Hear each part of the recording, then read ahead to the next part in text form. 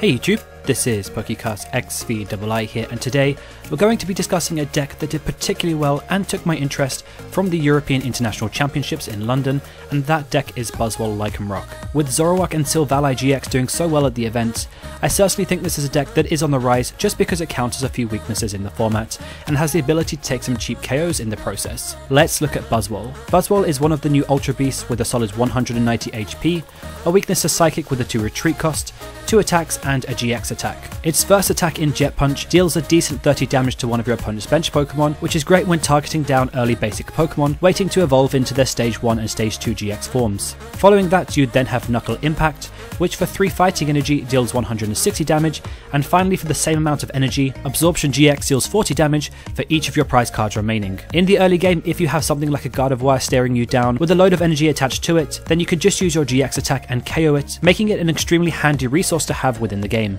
Keep in mind that with Knuckle Impact, that you can't attack the following turn. However, if you do have something like a Guzma, you can completely reverse this effect, since all you need to do is use Guzma, put Buzzwole onto your bench, and then if you have something with the Float Stone attached to it, you can then retreat back into Buzzwole and continue attacking. So what support does Buzzwole-GX have? With Garbodor slightly on the decrease with Gardevoir still being so popular, and Zoroark having a resistance to it, this could certainly be the opportunity that Buzzwole's been waiting for. For energy acceleration, you do have things like 4 Max Elixir, which helps you power up your Buzzwole much more efficiently, considering you do need to keep up with the tempo of the game. You also have other cards which allows you to increase the damage outlet of your Pokemon, such as Lycanroc-GX with the Regipower ability, giving all of your Pokemon a plus 10 damage outlet when attacking, which does allow you to hit 170 HP with Knuckle Impact on Pokemon like Lycanroc-GX. You also have cards like Choice Band, and of course you can play Strong Energy, which can hit some ridiculously high numbers just for a basic Pokemon. However, its main strategy lies in its partner in crime in Lycanroc-GX.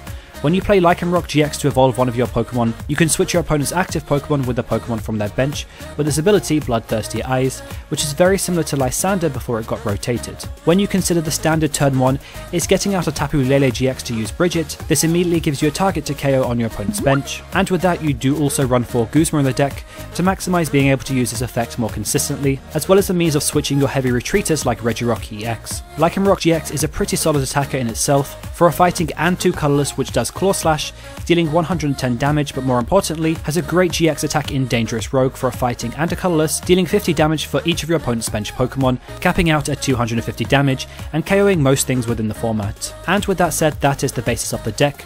Not to worry so much about what's in the active spot, but to target smaller EX and GX Pokemon on the bench, bring them up with your abilities and Guzma to take easy KOs, while relying on your GX attacks to tackle things that might be a lot more intimidating in your opponent's active spot. With that said, let's look at the list that got all the way to the top 8 at the International Championships in London. As you can see, there is a 2-2 split line of Lycanroc, as well as a high count of Guzma to bring up things on your opponent's bench, and to offer a means of switching. There is also a 2-2 line of Octillery, which is great in the early game setup, as well as bailing you out of late game ends. And for stadiums, Brooklet Hill is a really good addition to the deck, considering all of your Pokemon bar Lycanroc-GX are all fighting and water types, so every turn you're able to search out a new Pokemon, which is really helpful when trying to get Pokemon into play, considering you don't generally run Bridget. Some other notable inclusions are Zygarde-EX, predominantly because it shares the same synergy, but also a counter if you are playing against Garbodor, since it is weak to Grass and not Psychic. You also have the non-EX Zygarde in there, which can certainly help against safeguarding Pokemon like Alolan Ninetales, or even the Hooper from Shining Legends, and only gives out 1 prize in the process. Interestingly, there's no recovery for energy in there, but there is a Rescue Stretcher and 3 Float Stone to help move your Pokemon around more efficiently, with also just the 1 Field Blower. Depending on your preference,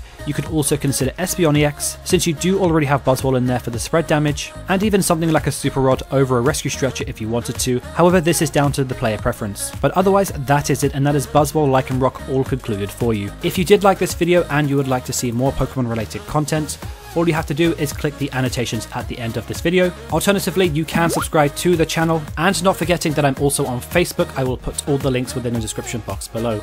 Otherwise, thank you again very much for watching, and I will see you all next time.